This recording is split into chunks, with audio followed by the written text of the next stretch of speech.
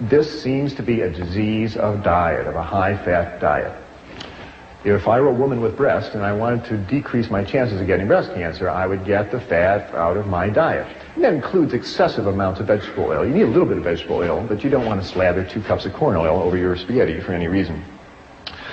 Men are not spared the ravages of a high-fat diet either, because when a man eats lots of animal fats, those fats are turned into male hormones called androgens. And androgens stimulate the prostate gland to get big. In our society, when a man reaches 60 or 70 and his prostate gland gets big, his doctor puts his arm around the patient and says, well, George, that's just part of getting old. Your prostate gland's getting big. No, it's not. That's 70 years of running androgen through that prostate gland. No wonder that gland gets big, and prostate cancer is the #1 killer of men. And if you compare countries of the world versus how much fat is eaten and how much men die of prostate cancer, sorts out just the same way. The more fat that is eaten in a country, the more the men die of prostate cancer. And again, it's a very rare disease in Thailand, where people eat rice and vegetables and traditional foods. So, animal fats. They clog you up, they make you fat, and they increase your risk for a number of types of cancers. There's 3 good reasons not to eat animal fats, and as I said, there's absolutely no reason to eat them ever. Now, I'm describing problems with eating animal flesh. They have too much fat, and that includes chicken and fish. Fish has a tremendous amount of fat and cholesterol in it, and chicken flesh is very fatty food. If you ever watch your mother make chicken soup, you ever see all that fat that rises up to the top there? Well, don't kid yourself that chicken is lean meat. It is not. There's just as much fat and cholesterol in chicken as there is in beef. Animal muscle is animal muscle, and when you eat it, it raises the level of fat in your blood, and you do not need it. There's another problem with eating animal flesh. It has too much protein. Now, when I was in medical school, I never heard the words too much protein. I thought the more protein, the better. Put them on a high-protein diet, make them strong. Tain't so.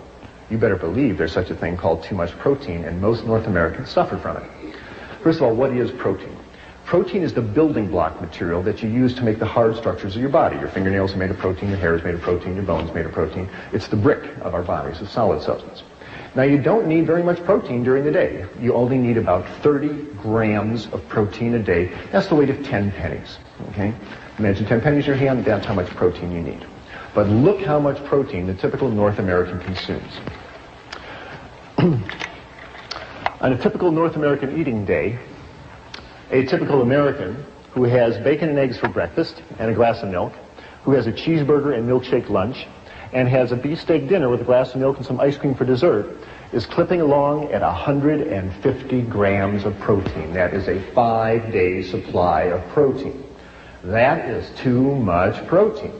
Why? Because your body can't store protein. You can store fat, you can store carbohydrates, you can't store protein. So what happens? Well, your liver starts breaking down that protein, and as it metabolizes it, it releases all sorts of toxic nitrogen-containing waste like urea and ammonia and amino acid fragments. And these have a detrimental effect on the body, because as all these amino acid wastes go through your kidneys, it makes you lose calcium out of your urine. Why does that happen? Because there's fundamental differences between animal protein and plant protein. And I'm talking about the protein in meats and dairy products. Animal proteins contains amino acids that have sulfur, and sulfur makes extra acid in the body. And as acids wash through the bone, they dissolve calcium out of the bones. Plants have much less acid. Animal protein is very concentrated. The muscle of an animal is the most concentrated protein on the planet, and so there's a big bolt of protein that goes into your bloodstream as soon as you eat it. Plant protein is mixed up with fiber. When you eat whole grain rice or whole grain barley, it takes hours for that to be absorbed into your bloodstream. The absorption time is much, much slower. So the less acid nature of plant protein and its slower absorption rate means it's much gentler in the body, and it doesn't pull calcium out of your body. That's a very significant phenomenon. The phenomenon of protein pulling calcium out of your body is appropriately called protein-induced hypercalciuria, too much calcium going out in the urine. What I'm saying is, and it's well documented, when you eat a big bolt of animal protein, whether it be red meat or chicken or fish or even milk, the acid nature of the protein washes through the bones, dissolves the calcium, which then goes out in the urine. And what I'm telling you is that every time you eat a piece of chicken, every time you eat a piece of fish, ladies, for the next 3 or 4 hours, you urinate calcium out of your body down the toilet. And the investigators who documented this many times clearly say that high-protein diets cause a negative calcium balance, even in the presence of more than adequate dietary calcium. Even if you are taking calcium tablets and drinking milk, protein is such a potent yanker-outer of calcium out of your body that you will not be able to keep up with the calcium loss. Does that ring a bell with anybody? It did with the investigators. They said that osteoporosis, thin, crumbly bones that fracture easily, would seem to be an inevitable outcome of continued consumption of a high-protein diet.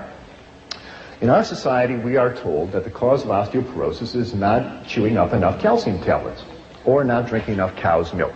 And you're really told to believe this. There's a lot of medical evidence that says this just is not so. And this was clearly shown, I feel, in a study that was released by Cornell University recently, done by Dr. Colin Campbell, where they investigated thousands of people in the Republic of China.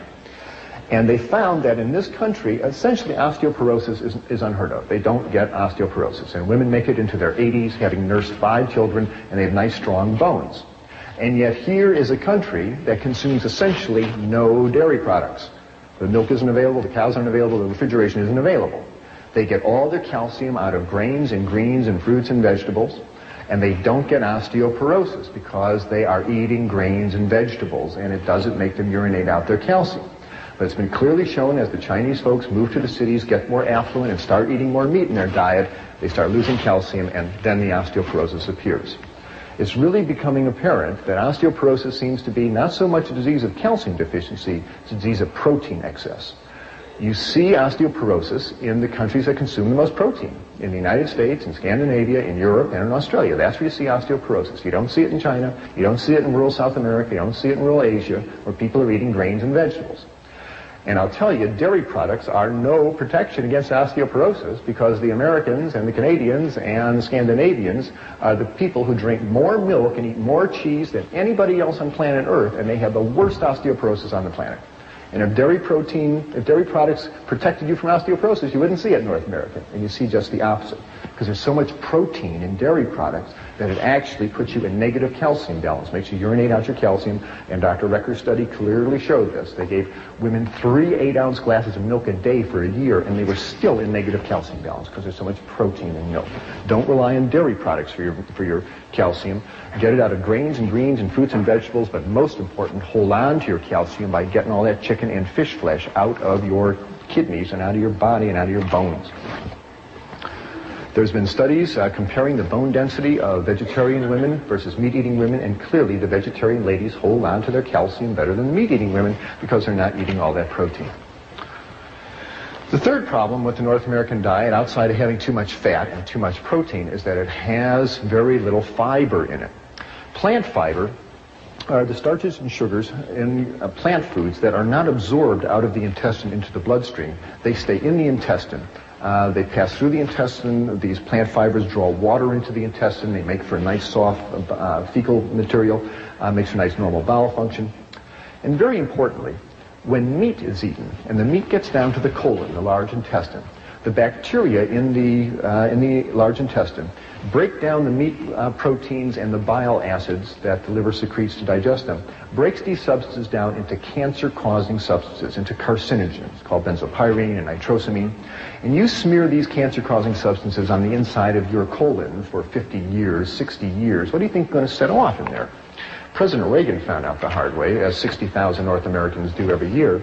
They opened up his colon and found a big fungating cancer of the colon. This is essentially a disease of meat-eating people. You very rarely see this in vegetarian people because they're not smearing all that meat protein on the inside of their colon. Another good reason to consider eliminating animal products from your diet. You will substantially lower your risk of cancer of the colon. Numerous studies have now shown that. Why does all this happen? Good heavens, what a set of catastrophes to fall on you just because you want a cheeseburger for lunch. That doesn't seem fair, does it? Well, to me it seems pretty logical, because our digestive system simply is not that of a mountain lion. We are not carnivores, no matter how you look at it. In fact, if you compare the digestive system of man to a mountain lion and that of a true herbivore,